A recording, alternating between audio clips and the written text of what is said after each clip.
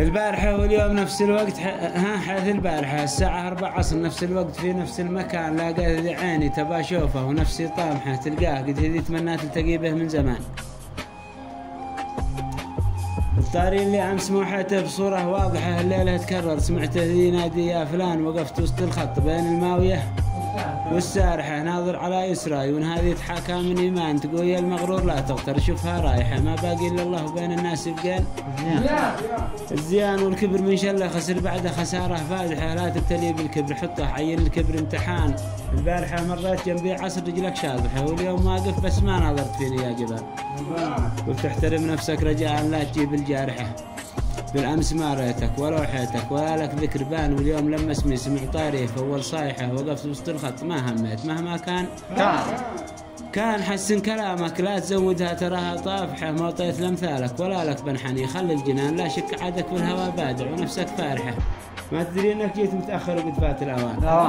لو رحت دوار الهواء قدني مسوي لايحة معاد التسجيل قبله عندي الدفتر ملان. قالت أنا أول من كتبت اسمي فيه على الصافحة 22 من مايو ومسا الساعة 8 تولهنا على شاطئ البحور المالحة، وسقيتك الحالي ووثقنا المدة والحنان، سلمت لك وادي ثماره ما جناها شارحة، شوفها بالعين لكن ما المسها باليدين. وحاضرك نساك ماضيها السنين الرابحة، ما كنت تقول انك تناسى الله عليك المستعان، دققت في صوته ونظرات العيون اللامحة، وانه حبيبي قلت صعب انساك ادق للبنان، انت تكلمني ونفسي في غرامك سابحة، انك على احساسي وبالي بالدقيقة والثوان رغم المتاعب والمآسي والحروب القارحة، انت معي دايم مرافقني بخوفي والامان. قالت علومك كيف عايش السنين الكادحة، هل شي معك راتب من اهل الشرعية ولا ضمان؟ ان الحمد لله مع ناسي انت هو الفاتحة، مرت علينا مرحلة قاسي وراجين الليان، حتى الدول ذي من اوروبا في وطننا مانحة، حطت على اسمي اكس عيت لا اضيفه في البيان.